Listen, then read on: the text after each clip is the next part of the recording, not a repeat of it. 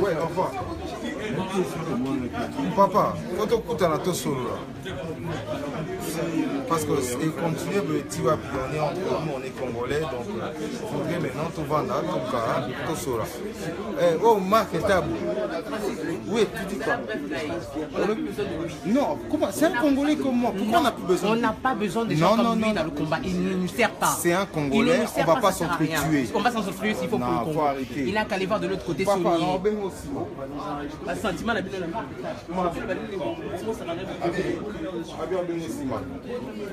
tu vas filmer là? Je te filme pas, c'est toi qui le comprends. Ah, ben vas-y. Je parle pas juste de la victoire. Oui, mais un petit mot par rapport à la réunion d'aujourd'hui. Mais non, les jours d'après. Mais les jours d'après, bon, on vient de festoyer juste la victoire du peuple souverain qui décide, parce que le peuple souverain avait pris la décision qu'il y aura l'annulation du concert. On avait parlé ici, on avait mis le peuple à témoin, le monde à témoin, comme quoi il n'y aura pas de concert. Et ce qui est bien, le préfet a décidé, à partir du 15, il n'y aura plus jamais les concerts des Congolais jusqu'à nouvel ordre. Et maintenant, il y aura peu. Oya Kocha Tembe, Kocha Libaya, Biso Kocha Libaya, Total Nanya au gagné. Bon, Monique, Babundana ou PPT, tu ne peux pas te battre avec tout un peuple. Au Lukyo Bundana peuple, si on a gagné. Peuple ndé, Alongi, peuple Aza, souverain. Ingeta. Ingeta. Voilà, peuple congolais, il y a qui conseil général, il y a résistance. Toujours qui t'en a le temps de prendre certains intervenants. Moi de mon côté, je ne peux pas partager cette vidéo. Je vous demande de la partager pour l'amour du Congo. Donc, quand même, Bactère au Bazalaki. J'ai aussi mon ami qui a reçu qui a eu un accident. Tout le monde est quand même dans le témoignage. Ça, c'était pour le Congo. Juste un petit mot par rapport à ce qui s'est passé le 15 avec la police. Les gens on a essayé de venir manifester comme prévu. Et les gendarmes, ils nous ont un peu brutalisés, quoi. Ils nous ont un peu brutalisés bêtement. Mais bon, l'essentiel, c'est que voilà, on ait réussi l'action et voilà, peu importe la blessure, peu importe le mal, tant que ça a été une réussite, c'est ce qui compte. Ça, c'est pour le Congo. Bien sûr, pour le Congo. Et toujours pour le Congo. Mon gars, félicitations. Merci. Franchement, tu mérites beaucoup de respect. Voilà. Et tu as les politiciens, politiciens. Je vois qu'on a une publicité, on a Zoya. Comme ça la publicité, il y a un moment là. Bon, tu tout la biso qui nous boule qui ça. Je vois matzo moni bana kinzo moni qu'on a une attendre qui mbuta. Texto kaka. To c'est la on a Charles de Gaulle. Mon colonel, s'il vous plaît. Victoire. Bon, victoire les alliés à part kaka. Ba Congolais balanda barakuda te, barakuda za embrouillère. Pas problème, un aventurier mon voisin pour ça la micro, azo multiplier ma vidéo na diaspora parce que dossier à Makambu ya Congo. Oh, et ça a un marché central parce que Zoé a teka Zando, a teka marché central et pas libanais.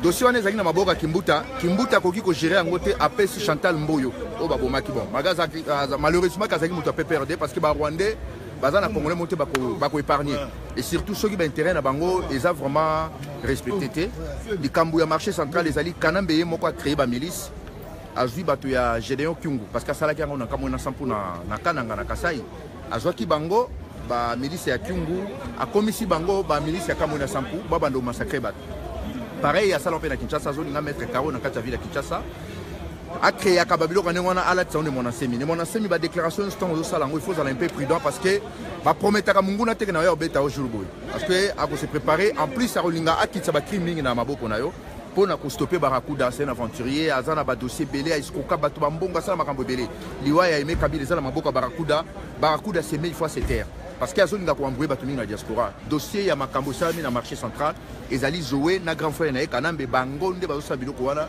nde ba massacrer bande ko la biso iloka na ko bango wana. Voilà, mon colonel, avant d'appeler sa parole, le bani au peuple congolais, Oyo, Félix, IDPS, Bazo ça va rendez-vous il y a le 31 décembre. Basila Kabila s'est préparé. Bon, la question, on a déjà répondre. Félix Tshisekedi, Azali Moko Barwandé va créer qui pour ne pas embrouiller les Congolais.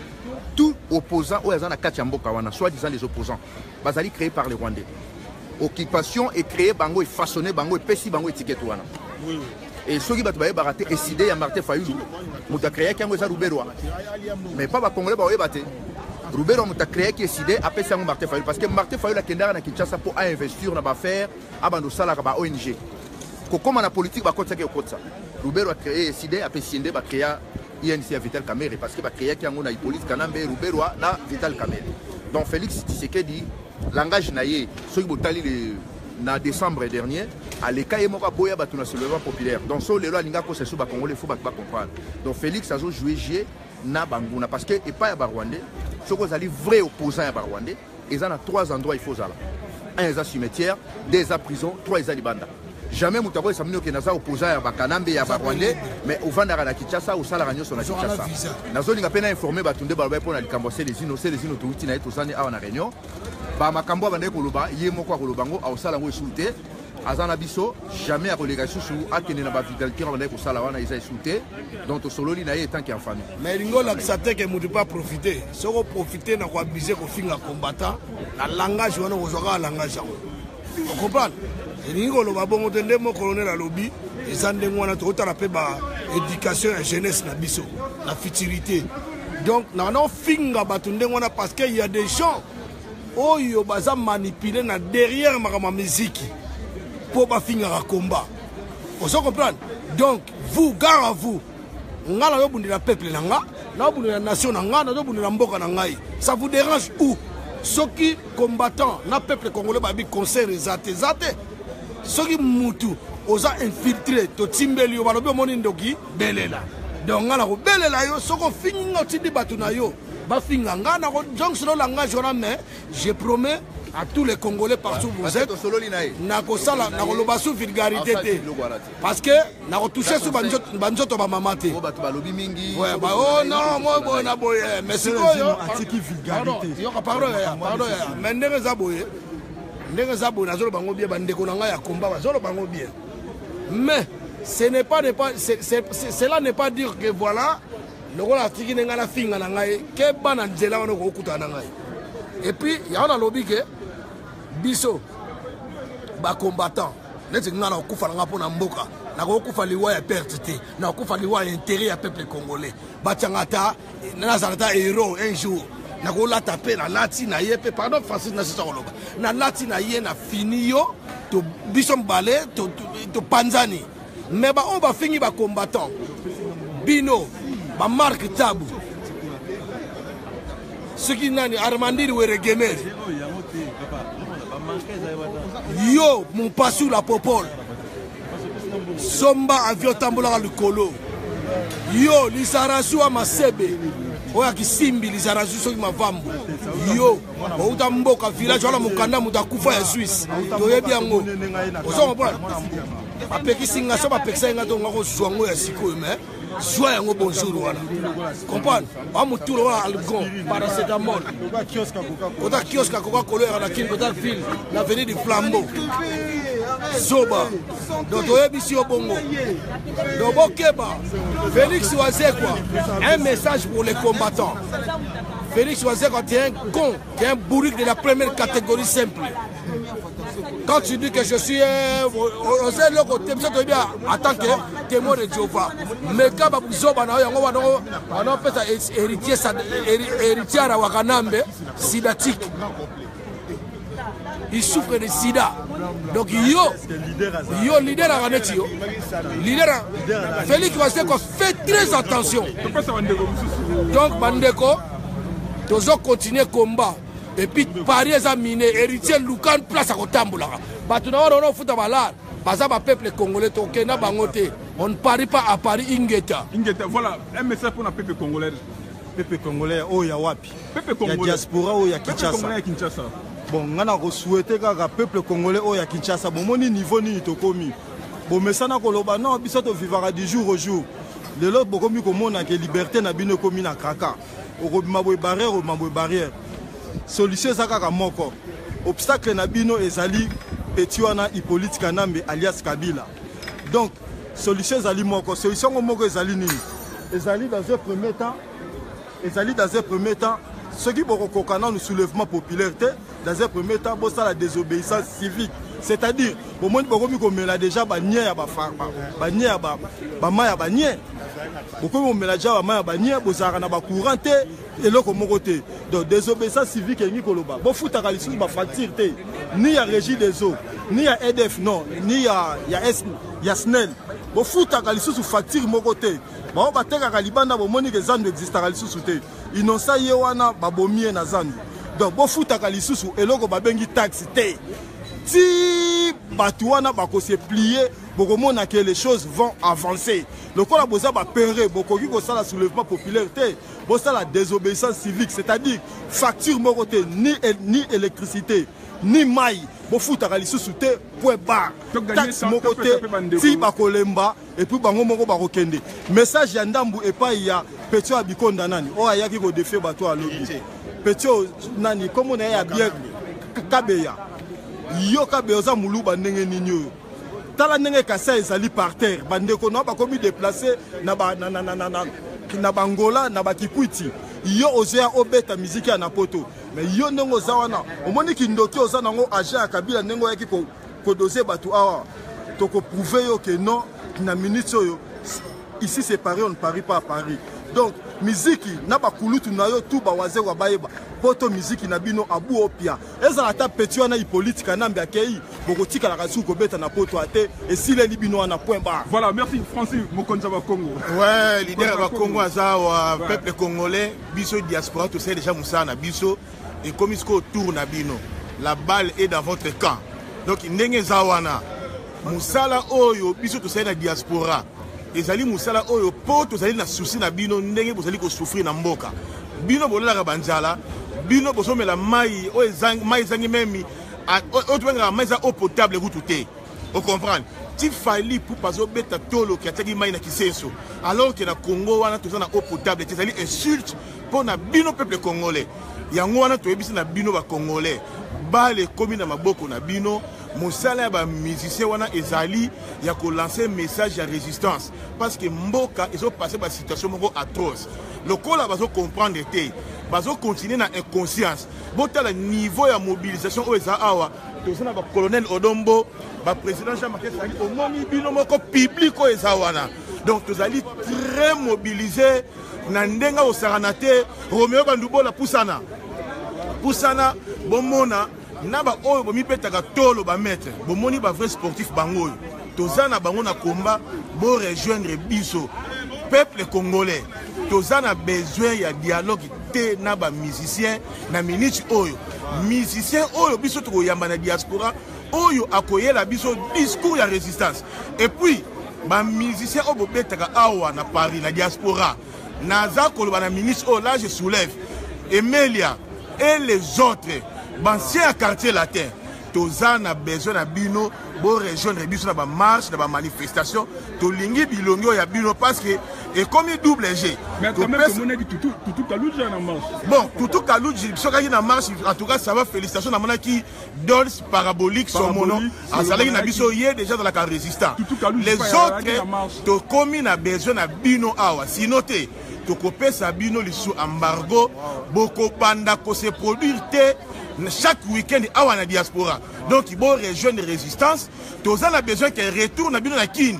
ezala raté botika na biso awa ke gouvernement ya occupation ba mona ke ba mise ya poto ba komata ba combattant yango to tika bango alors to taki bandi ne longi to voilà ki biso misu pona ko tika bino mais tozan a besoin que mona bino sinon tete ko se mobiliser boye contre bino ingeta voilà papa vraiment za trop ya lobate 42 o loba o ya belé fay lobama déjà et lobami déjà pas bandeko to yoki biso tout tu dois juste robé to dois juste ko éveiller conscience ya peuple congolais parce que biso na diaspora tout ça au fait tout ça là donc quand tu éveilles tout ça juste ko réveiller nos conscience bino ba oboza kuna biso to ça devoir na biso de plus bino ba bal na mindo ya kana bino parce que ozo le kakuna biso to zo mona donc niveau souffrance comme na mboka on a donc c'est très atroce donc l'équipe parce que to biso mo to zo mona parce que to ko supporter te so biso ko to supporter te comment bino boza kuna bozo vivre ngo comment eza ndenge ni donc ko supporter ngo te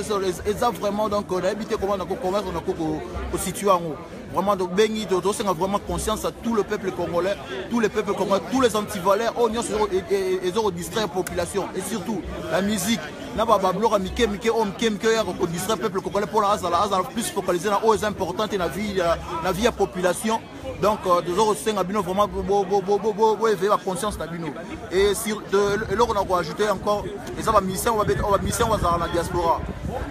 Bino boza na diaspora parce que on nyonso ba boya to boya musique on nyonso ba zo beta ba utaki na waza nyonso beta za musique donc ba tu baza résister pour la antivaleur wana za tekno biso to s'affichera to bimara to bundela bino bo beta après amro kenokin obino nga zala nga ite non tant boza côté boza na diaspora beta la musique to za na besoin na bino beta mon la présence na bino na marche na manifestation ndenge za la présence na bino na manif c'est très important désormais oh ya za manif té soit disant musicien à diaspora yeba que non yepé awa concert yepé comment concert a pena na diaspora mais musicien diaspora au concert close donc là on a vu bien on a vraiment merci beaucoup voilà tous ça va papa Loba peuple congolais tous ces bino que Paris ne tombera jamais donc vous allez avoir tous ces bino qui courage tous à bon moko ingeta peuple congolais vous avez toujours tous les marathés et pour le Congo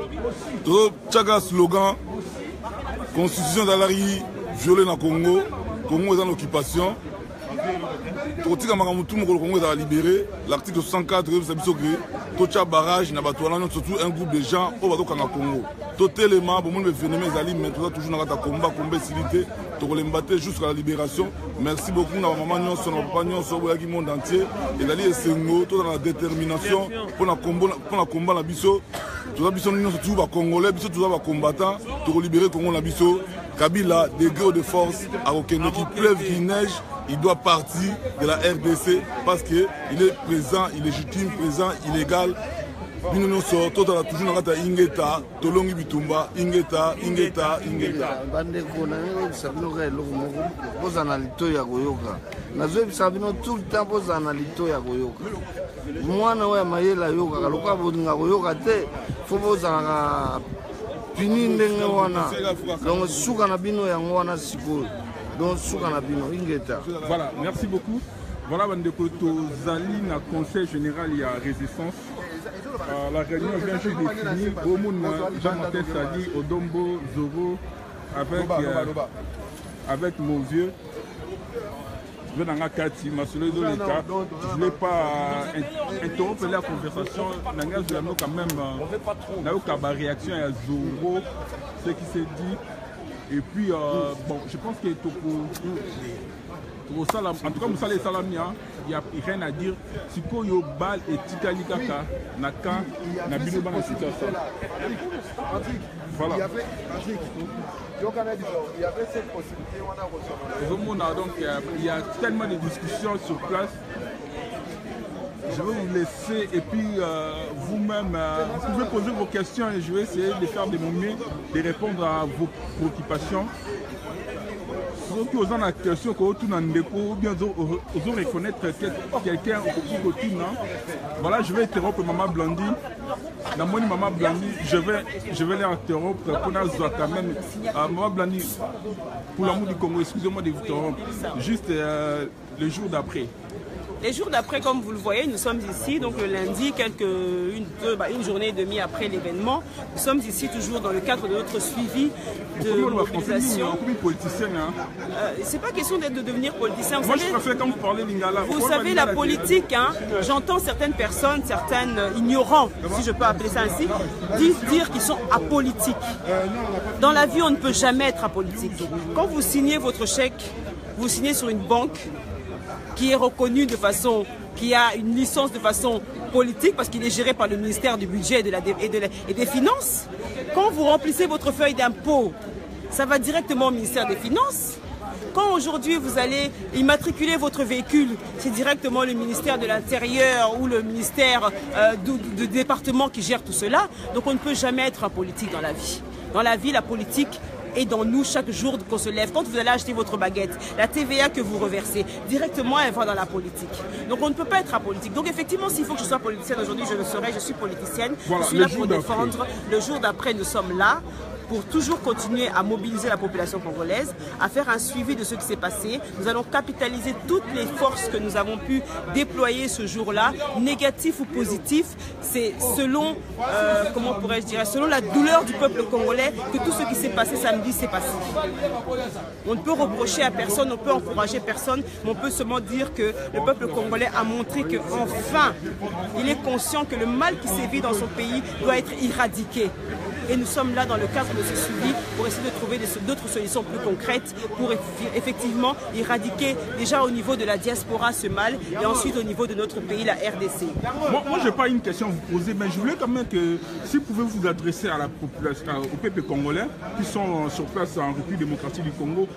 Apparemment, la diaspora congolaise partout dans le monde, ils font ce qu'ils peuvent faire. Mais sur place au Congo, ils sont plus attachés sur les partis politiques et sur l'idéal du peuple congolais. Est-ce que vous vous adressez au peuple congolais? Alors, peuple congolais, effectivement, je m'adressais à vous en lingala tout simplement pourquoi parce que nous avons.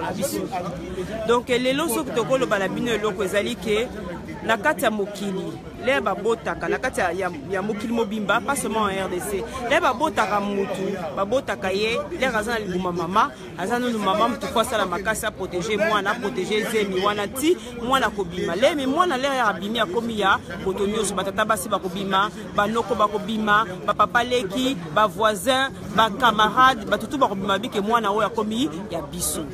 Alors Congo ndengeza wana eza ya entité mokoté eza ya parti politique mokoté ezali ya biso nyoso koboye bake pona ko sauver Congo il faut que chaque Congolais to s'investir dans likambo wana parti politique eza na idéologie nango eza pe na limite nango toyebaka yango mais peuple congolais soka telemi biso ensemble to na limite te do faut boyebaka yango ke parti politique eza na limite nango parti politique pe eza na ba intérêt na bango personnel eza na kati ya parti pour continuer à exister il faut passer là ba accord moko avec le gouvernement en place mais peuple a na droit ko sala accord na mututé pour peuple azali souverain na mabele na ye alors mabele ya Congo ezo appartenir na biso surtout peuple congolais dobino kuna boza na kati ya mboka boyebaka yango botika bandeko nanga kolanda ba parti politique pole mabumu na biso mabumu na bino ekotaka nzala bobela parti politique esungaka te l'air passe yaka na ndako maladie to eloko bobela parti politique yaka te l'air école ekisengaka ke minerval po bana batanga botala parti politique yaka te l'air ekoma likamba mawa ko kunda botala parti politique yaka te batu bayaka eza biso bandeko na bino oyo to sungaka bino à travers diaspora oyo tindela bino moi mike to zwaka po to zona biso pe ba millionnaire na kati ya diaspora et moi mike to tindaka wana ya onde sungaka bino alors na bandi so to le binzamba ça existaka do faut botala nanu biso nanu bato to sungaka bino na mukio to zalaka nango avant botala ba parti politique o basala ba intérêt na bango pe ba limite na bango. Alors peuple congolais il est temps de se soulever bomoni épreuve de force to sali awa na kati ya Paris le 15 juillet bomoni ba milliers de Congolais o bazala qu'on a plus de 10 000 Congolais bomoni ba action o esalami ezo risquer ba mususu na minute alelo baza pe na prison mususu pe ba bimisa ki bango mususu pe bazoka ki pona nini pona intérêt na bino bandeko na biso bozali ko na kati ya mboka pona bolingo o to zala na kati ya mitema na biso pona bino. Alors bino pe kuna bolakisa biso bolingo wana poto wana posa to rejoindre bino na kati ya mboka po mboka na biso supamba to sala eloko moko ya makasi Congo ezonga na makasi pe na kimia o ezalaka na temps passé. Voilà, Maman Blandi, Bandoko Bota la biso parce qu'on est en direct. Il y a, je ne sais pas si c'est une dame ou un monsieur, il s'appelle l'Union des forces vainqueurs. Je me demande une question bonne pour la diaspora. Qui sera votre candidat? Ngaïne Nazali Boé, je représente le RCK, les résistants combattants du Congo. J'en suis la secrétaire générale, mais nous avons un président Jean-Martin Sali. Pour nous, notre candidat, c'est Jean-Martin Sali. Mais aujourd'hui, au niveau de la diaspora, nous avons plusieurs leaders d'opinion. Mais tous n'iront pas au pouvoir, nous le savons très bien. Comment cela s'organise? C'est tout simplement une histoire de bon sens. C'est aussi une histoire de pacte.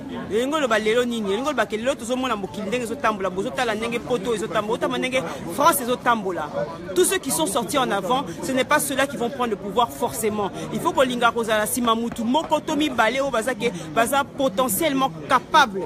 Il y a déjà pour assumer ma responsabilité d'abord en tant que responsable. Deux, pour conduire peuple nailoko au peuple azoluka la mokili, c'est-à-dire kimia pe bien-être. 3 kozala capable ya résister la corruption oyo ezoleka kati ya mboka na biso. Candidat wana nde soki aza na 3 qualificatifs wana ye nde moto akozala candidat oyo tokomene na kati ya diaspora mpo totia ye na kati ya mboka na biso. Mais congolais tobosana te ezali kambo ya kowelisa leadership te ezali ya kotala bacapacité ya mutu na mutu ngamo lelo nde naza boye nakoza mpe candidat. Mais ce n'est pas ce qui est le plus important. Le plus important ezali koyeba celui qui est dans le droit chemin, celui qui est constant na ebundeli na ye, celui qui est constant la vérité, il y a personnalité na ye, et celui surtout qui tient tête dure et ferme contre l'occupation. Voilà, merci beaucoup maman. Merci beaucoup maman. Est-ce que j'ai dit na minute à ça vide 3 sacs à badi. Quand on a lobaki keo ba oba lingi wakana mbete ba kenolia badi. Donc il a minute yo ba bisengo so vide 3 sacs à badi. Na onze la mukolo kotonda o les comme ce compte randi ndengo tondi. On comprend na matamba na ndakala. On comprend na likelele. Wana zali peda reska zali. PD. Na banga mutute a PD. Ngamne na biso rex oza PD. Pour ça qui mobali. Bolongo za na résistance. On comprend. Wa facile, wa faible. Wa dimi. To la kiso ke biso ne to zali mu pepe. Omoni wakanambe. Obundaki na mu pepe. Au vivre en haut. Voilà, merci beaucoup. Merci beaucoup, papa. Mobilisation fort. Merci beaucoup. Papa, c'est le Zuno. Oui, je suis pas parce que vous allez artistes. Vous allez artistes. Permettez-moi quand même de poser une question. Moi, papa, moi, je une question. On a peine à formuler une question. Ils ont du mal à comprendre le combat. C'est comme si. Ils ont du mal, comment ça? On a posé question. On a rapporté question de poser. Ils comprennent que le combat pour bénéficier de l'œuvre. Bon, on a kissé. On a kissé droit de œuvre. On a besoin de œuvre. Moi, je suis venu en Europe, je suis en Europe, je suis en France, dans la diaspora. Je suis libre, moi, regarde. Je suis à Châtelet avec des combattants et tous les peuples sont là. Je suis libre. Mais bango va libre. Œuvre, bango va la dire. Avant la droit de œuvre, est-ce que le Congo, parce que ça place, on va payer ça bango en bon. Bon, moi, ça va payer 300 000 € au défi bateau. Au foot, bateau là, c'est t-shirt. Au foot, frère, n'a pas coach, on a béré. C'est quoi 300 000 € aussi en anglais. Droit à œuvre artiste, et ça la raison dans les droits, et ça indéfini, n'a pas la faut pas un jour. Vous en parlez. Mais droit n'a pas besoin de la c'est monsieur qui est malade, héritier, voilà, on a sida. Na sida wa za rango wana apesa bana na boti ba sida tiki ye mo na basi na azana so to basa za bana ba sida ndako vonda ka awa na nini afana ndako mona drasi eza squat ngakutu problème na ngeza nazo bunda po na mboko na ngana peuple na ngai mais projet na za nango soki lelo mboko na biso Congo ekomi bien bako zo avion bako banda na kofi ti na se. À moins que nous ayons changé. Donc, quand on avion, Tokyo, là que bête ça na Zanzibar, bien à l'île de Gomorre, ceux qui voient. Comme ça, tu comme na mer, na Bouaki Bango, comme ça, tu m'as ballongo na Congo. Ba traître. Donc, na combat na et na zone menacé Bango pour na inconscience na Bango. Vous comprenez? Ba dénonçaranine. Pourquoi ma cause en est Youssundou? Pourquoi ma cause en est Alpha Blondité? Radex qui prend à dénoncer à Babomaya. Moussou Soukidani, comme nous a fait conscience. Bogis, mon père, ma comme un abisso. A comment on le voit? Parce que là, on a mon agé. Elle m'a dit, on a donc dénoncé tes kuna. Nabia, soit on était moutonné, tu falli ou non. Soit on était moutonné, tu oisé quoi. Soit disant, qui ne sait quoi. Félix qui ne sait quoi.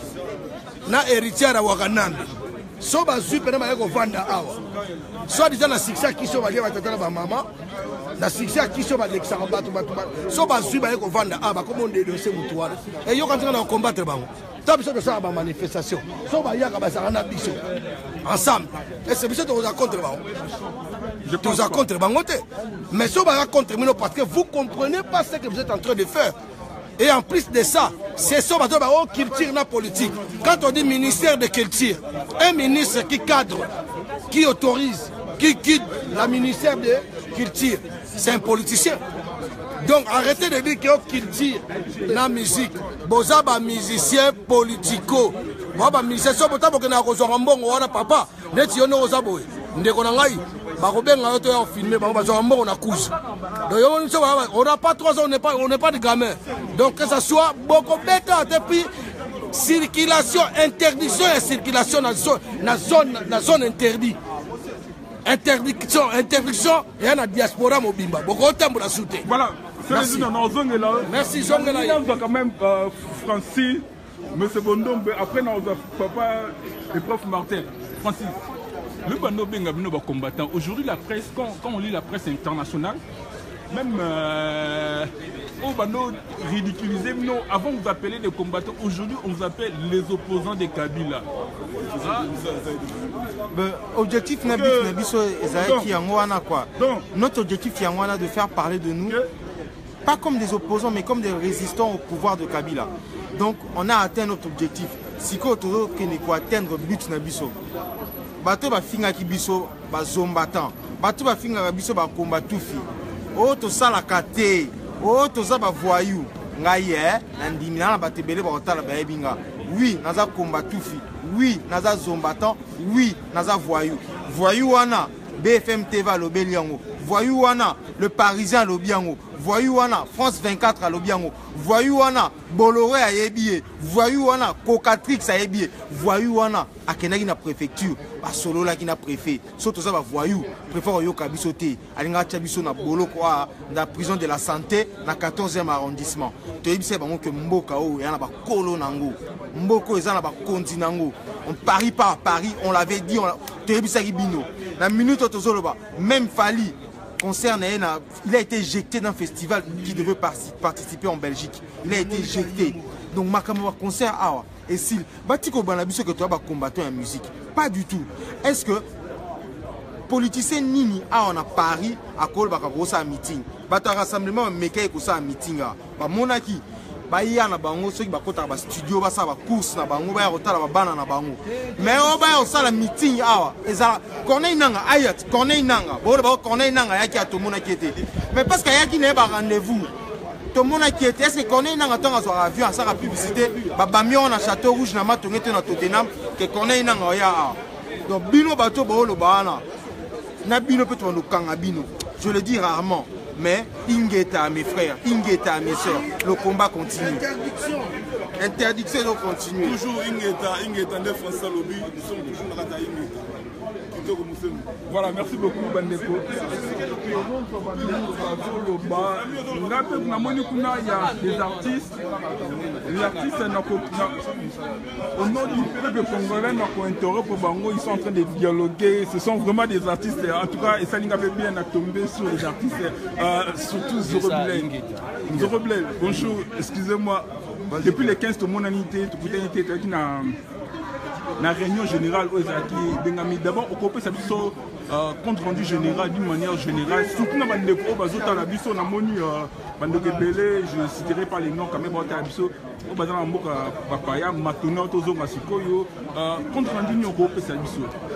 rendu est là, qui remercier le peuple congolais, la diaspora congolaise pour la mobilisation. Il y a samedi au Salaki. Donc, récit, tout le monde récit, ils ont victoire, il y a peuple congolais. Bon, réunion, les gens qui se concerté pour nous transformer unité et se créer. Départ, il y a combat, il y a solo et bandit. Dans solo, peut-être soleil, qui interpellé. Parce qu'il faut le manifestation qui pacifique, mais il y a eu des provocations au niveau de Mbila où ça a été, Bama sans réagir ça qui. Tu es bandé ni tu la poto bim ça dans situation d'ailleurs nous avons lancé appel à bandé cognon sur bazota la biso. Bossa li sabiso pour notre avocat, démarche belé to sala et au senga mbongo. Ikole koya ba opesa no ba compte na ba numéro bo benga ce pe webi combattant mo bosola na bien. Benga est préciser pourquoi ça contribuer et puis mbongo ne koya otini maloba poto yeba. Nous avons besoin de mbongo ezali makambo ya ba congolais za makambo ya ba combattant ya mambo ba résistant ya makambo ya Zoro Bilel za makambo ya John Poutela ya Martin Salite ya nanité mais za makambo ya ba congolais. Donc nous voulons que tout le congolais puisse participer à la libération du Congo. Ya ngwana même ozo mona tozo telemela bandeko na biso ba leader d'opinion, l'élite congolaise, ba artistes congolais. Tozo telemela parce qu'ils ont un devoir patriotique à véhiculer la vérité au peuple. Au moins une victoire bongisa mikolo malamu ekoya Donc, lelo pour Mikola Malamu to accéder à Ngwezali ga lelo moto ko sala ko bi sa peuple congolais vérité. Vérité en Ngwezali que le pays est occupé, vérité en Ngwezali que ba étranger baza ko diriger mboka. Machine politique, machine administrative, machine militaire, machine sociale est contrôlée par les étrangers, le pays est occupé. Vérité zali que ba droit ya ba congolais zali respecté. Vérité zali que l'actuel pouvoir, l'actuel impérium est illégal et illégitime. Vérité zali que la classe politique a trahi tous les Congolais. Vérité zali que le peuple congolais doit se lever pour se libérer. Et l'autre c'est un artiste na biso ngwana. Toye ça monte ba finga Kabila. Toye ça monte ba comme ba politicien. Toye ça monte ba sala musala na bango en tant qu'artiste, c'est-à-dire éducateur des masses, leader d'opinion, mutoza ko conduire ba opinion ya batu vers le salut public. Merci Guilhem Osem. Voilà, merci beaucoup Zoroblé. Mais permettez-moi quand même de projeter une question comme Tokoutani. Aujourd'hui, quand on lit la presse internationale, aujourd'hui vous êtes à la ligne de toute la presse internationale confondue. Hier, on vous traitait, on vous appelait le combattant fille, le combattant, les casseurs. Aujourd'hui, la presse internationale vous appelle les opposants de Joseph Kabila. Yokutu, t'as sué, t'as mangé tous les insultes du monde entier. Aujourd'hui, on vous reconnaît en vous les opposants de Kabila. Recensement des années. Oh, ngai pona ngai, je lis à haute voix.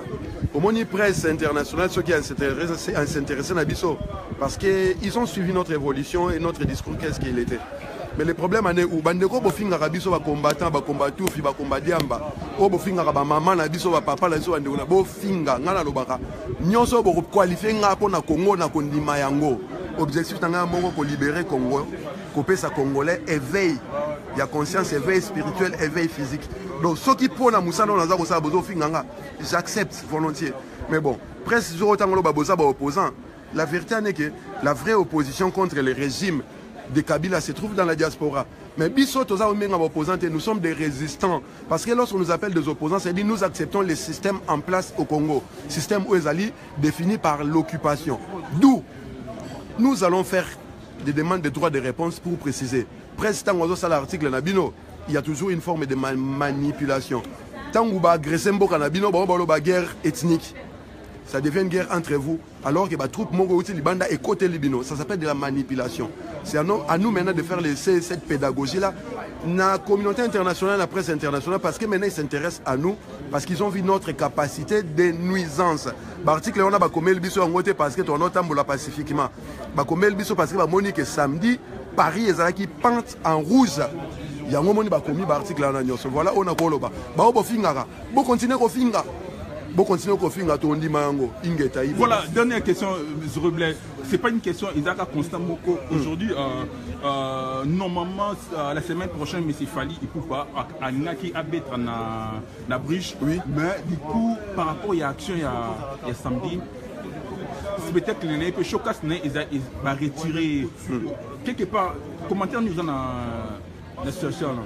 Bon, Ngaï, personnellement, en tant qu'artiste, c'est triste parce que moi, je m'attendais à ce que mes frères artistes rejoignent le combat pour tout le Makamamboka. Na aura au Fali Azana Ango, ce qui a le bil Kambubato, Beleba Koyoka, le Kangaï na Ogile Mosengo. Talaka Bankamoussame samedi, il y a na TV5, na France 24, pour Yakoloba. C'est-à-dire, c'est quelqu'un, c'est un leader d'opinion, c'est quelqu'un que la communauté entre les peuples reconnaît quelque chose en lui. Maintenant, c'est à lui, à ce problème à peuple Aloba. Bon. Le fait que annuler le concert, interdire la production dans le festival ou dans Bombo Clat, pour Fali, nous l'avons rencontré après l'événement il y a Bruxelles, il y a novembre à Bruxelles. Tout par hasard dans l'hôtel Conrad. Je lui ai dit à haute voix, si tu continues à défier les peuples congolais, les résistants, les combattants, les patriotes congolais, c'est ta carrière qui va disparaître. Ayoka, Afinga, Kabila, Afinga, pouvoir en place, Aloba, n'importe quoi. C'est à toi maintenant de prendre tes responsabilités parce que vous êtes artiste. Ayokate, une semaine après, tout le monde est à Libaya, Nasigal. Nous avons refait la même démarche pour l'appeler, pour le dissuader, c'est annuler le concert Wana. Ayokate, alors il y a un grand prêtre à Solakana, Nzambe, Bisoboete, Bonabo. Tu sais, tu n'as pas affaire à nous, tu as affaire au peuple congolais. Ayokate, Lelo, Bakomi Kolanda est partout à Rokende. Manifestation, c'est le même samedi, renseignements généraux et l'Union européenne, ils ont vu de leurs propres yeux qu'est-ce qui s'est passé dans Paris. Il y a eu plus de 15 000 Congolais mobilisés dans Paris et qui étaient prêts à en découdre na héritier Watanabe dans le groupe. Donc, image Wana, Mboka Monte Bolingue se reproduit par la bon. Ce qui équivaut à dire qu'en Europe occidentale, il fallait en nulle part à Kobeta. Maintenant, il doit faire amende honorable. À Kiti Samapeka. À Longola Orgueil nae. Et ça, bah musicien nyonso. Merci mon colonel. Bah musicien nyonso, bah Longola Orgueil wana bazana ngo. Bah rejoindre combat et résistance, bah rejoindre combat à peuple congolais, oser à libération. Parce que place la bango eza, bango baza bana miké, ils peuvent faire une carrière encore. Ya munene. Mais tant que biso tozala wana et que bazana discours moko, ya collaboration. Bah betaka na kingakati na ba Rwanda na ba Burundi ne kofia betaka. Mais awa ba beta soute.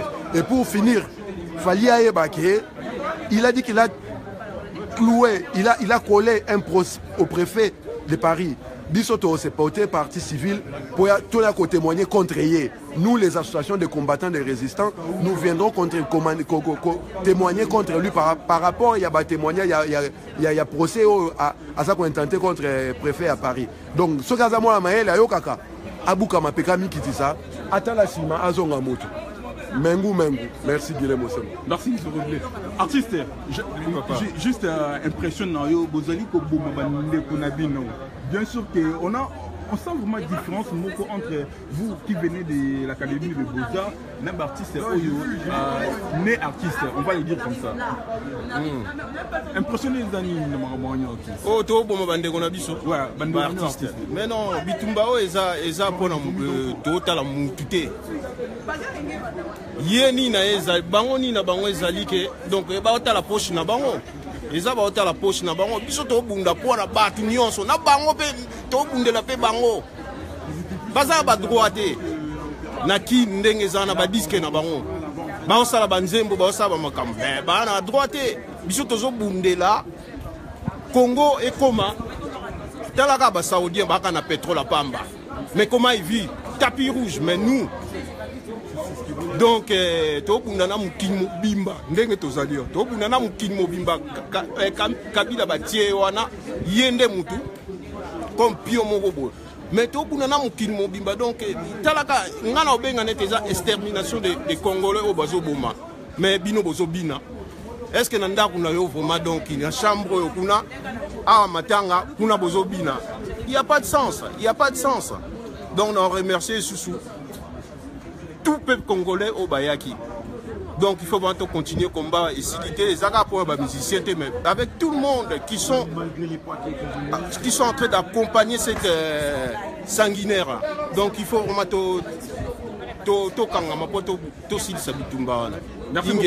merci. Voilà, si c'est une réunion, nous avons quand même une impression. Je crois que il y a des professeurs que je vois qui m'accueillent. Donc voilà.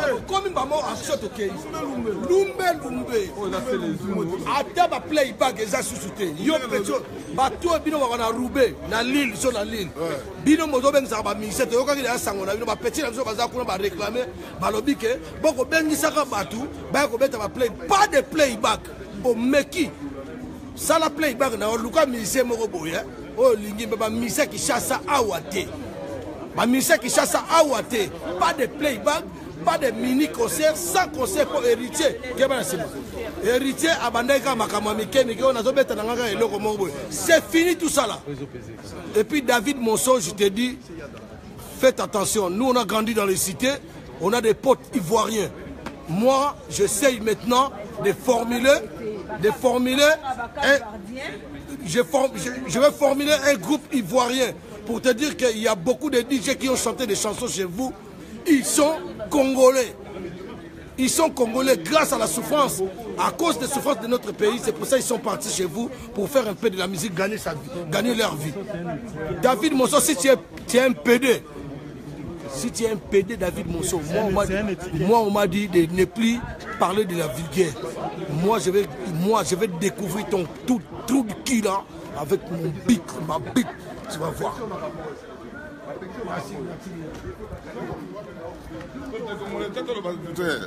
Peuple congolais n'est toujours. Le combat est toujours, le combat est là. Le combat est silité, le combat est toujours.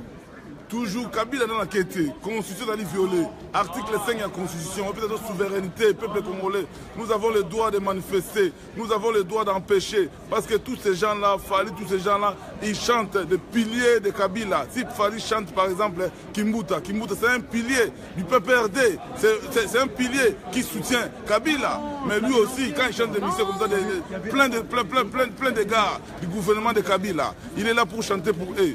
Ils soutiennent le gouvernement de Kabila. C'est pour cela que nous disons à tous les musiciens, vous avez l'interdiction formelle de faire des concerts là où il y a des peuples congolais, là où il y a des combattants, parce que nous ne sommes pas d'accord avec votre manière de faire la musique ici en France. Yo petit, yo héritier, yo.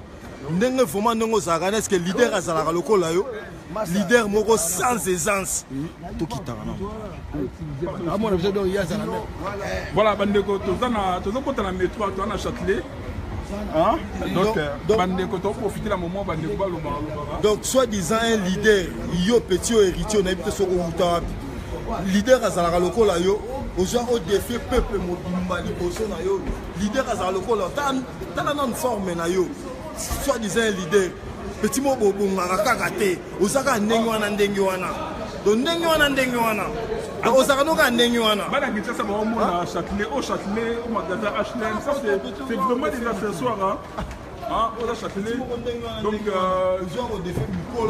des fois tant bozo le baké ba combattre ba jaloux na bino on s'étonne comment est-ce que petit moko bo sans aisance ozaka ndenge wana obongaka na yo te ozaka ndenge wana donc vous avez là le chèque qui a soit déjà validé na bino be bana kini bino ba koyoka musique wana ya Congo wana ya ba personne ba bête ya musique est-ce que vraiment il faut zaka un aliéné un abruti koyoka ba musique wana ya ba congolais na ndako na yo il faut zala zoba mutu moko bo penako ba loka yo faut na mutu moko ba loka koyoka ba musique ya congolais.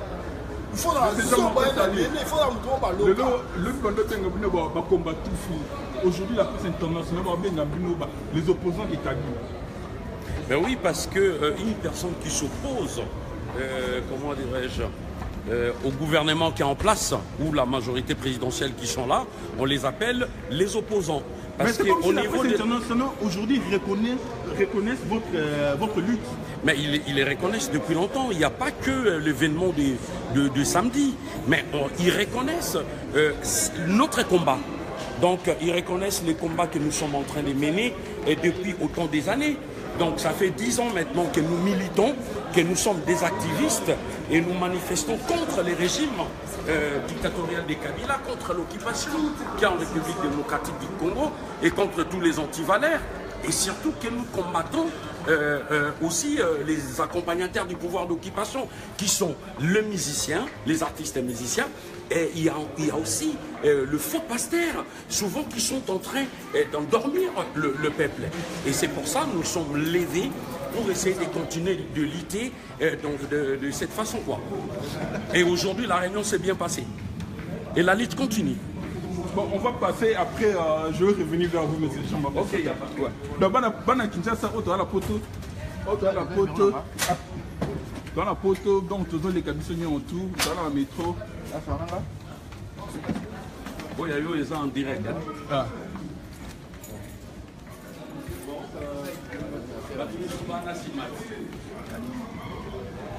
Voilà, poteau, Bana Kinshasa, dans la métro parisienne. Donc, Bandeko Bazo, les cas. Et moi, le coup du métro, le lait, on peut offrir, aux transports en commun. Au total, il y a Châtelet, les Halles.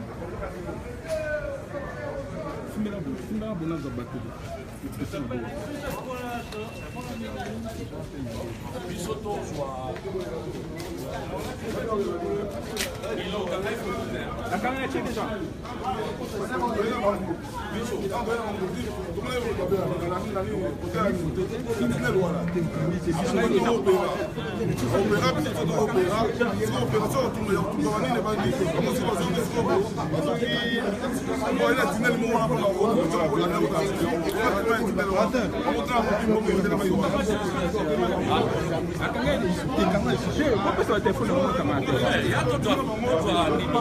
Voilà le téléphone. Nous avons en direct. Voilà la théâtre.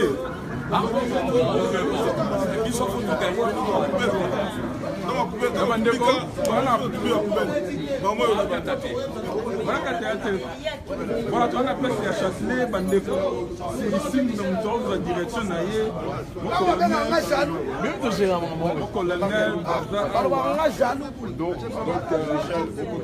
Voilà, c'est le moment pour préparer. Et ça, c'était pour le Congo. Je Bob. Voilà.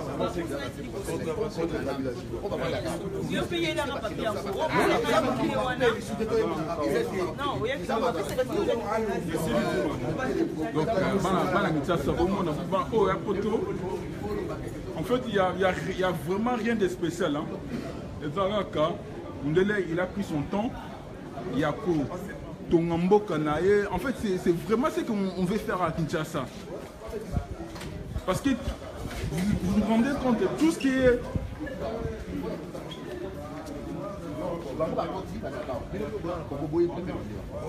Et puis, la mission,